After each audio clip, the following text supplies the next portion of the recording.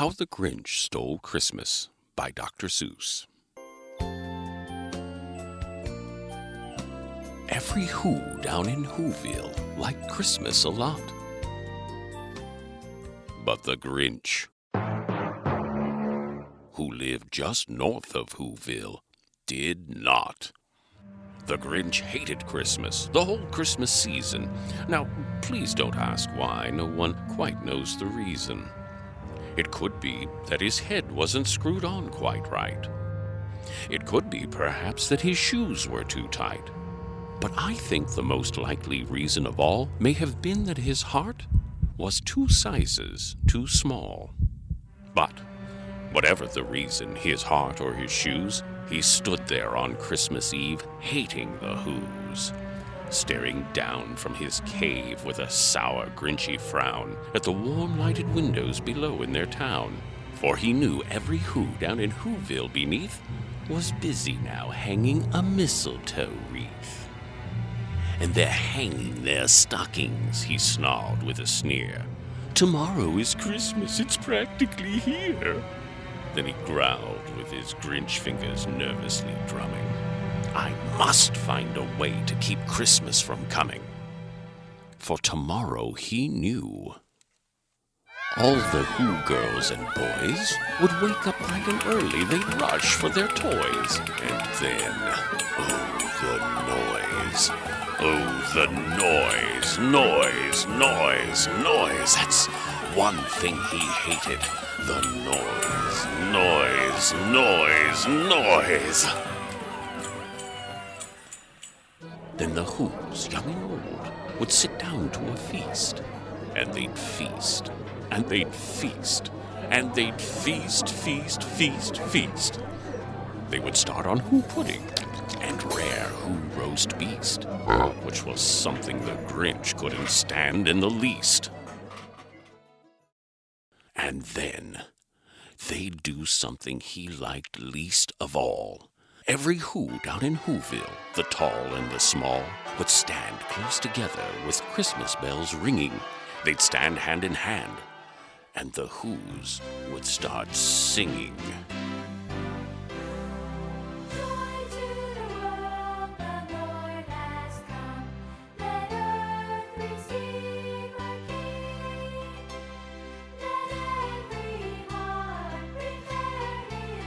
They'd sing, and they'd sing, and they'd sing, sing, sing, sing. And the more the Grinch thought of the Who Christmas sing, the more the Grinch thought, I must stop this whole thing. Why, for 53 years I've put up with it now. I must stop Christmas from coming. But how? Then he got an idea.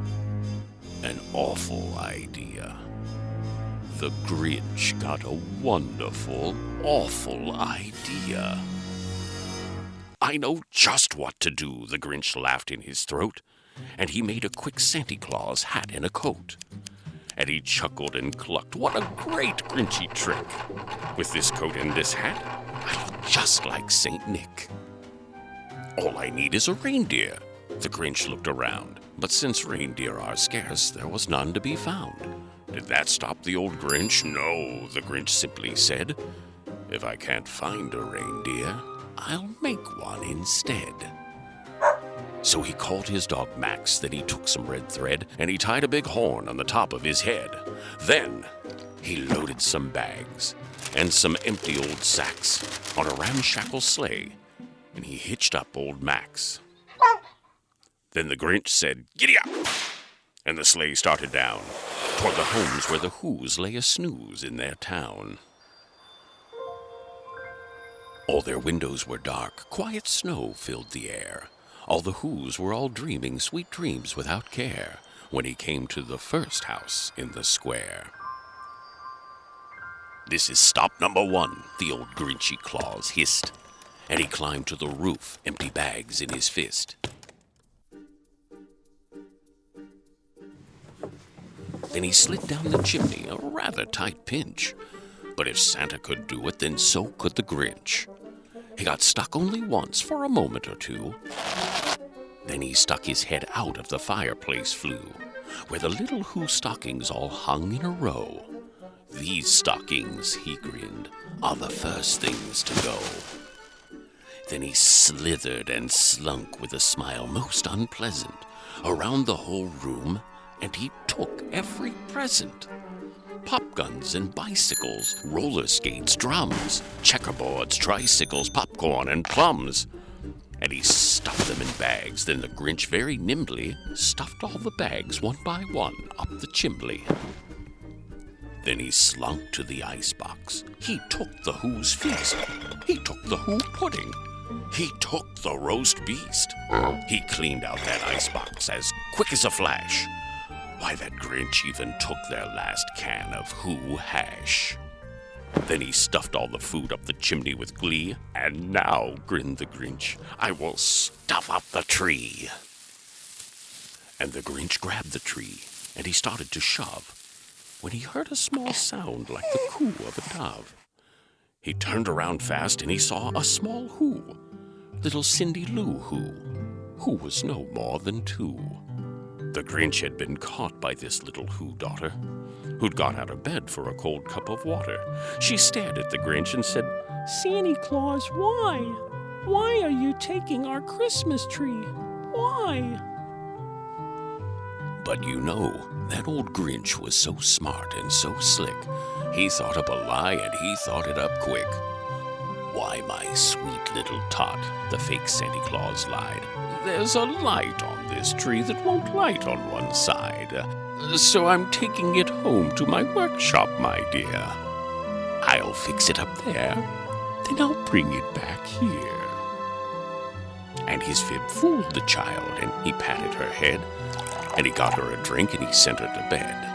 And when Cindy Lou Who went to bed with her cup, he went to the chimney and stuffed the tree up.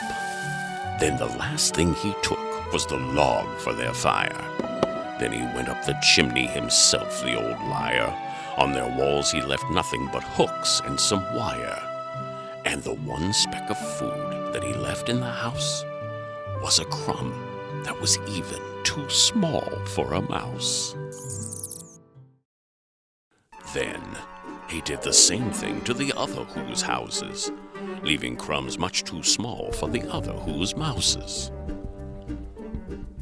It was 1:15 dawn, all the Who's still abed, all the Who's still a snooze, when he packed up his sled. Packed it up with their presents, their ribbons, their wrappings, the tags and the tinsel, the trimmings, the trappings.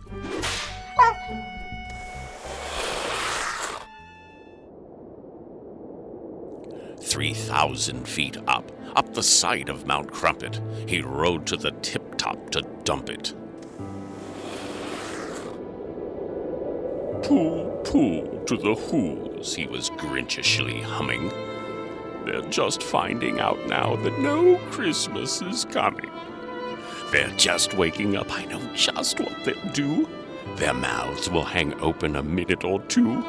Then all the Who's down in Whoville will all cry, boo-hoo-hoo." "That's a noise," grinned the Grinch, "that I simply must hear." So he paused, and the Grinch put a hand to his ear. And he did hear a sound rising over the snow.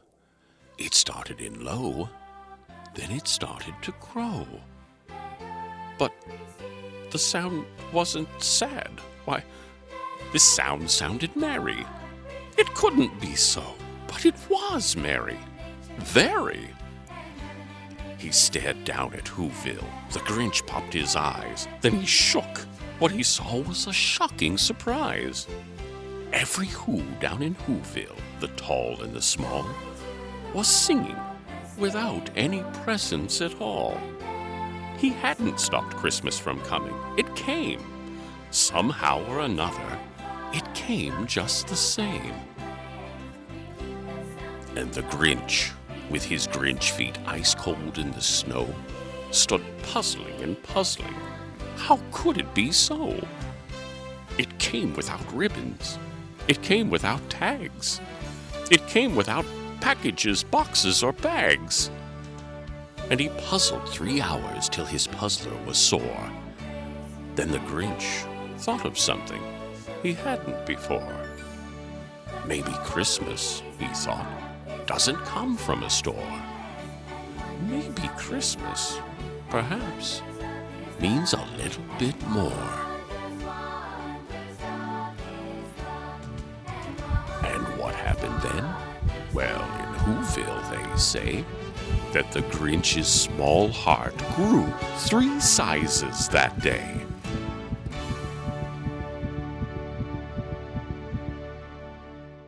And the minute his heart didn't feel quite so tight,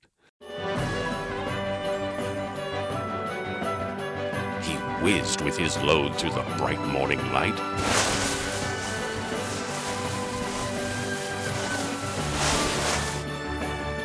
And he brought back the toys and the food for the feast.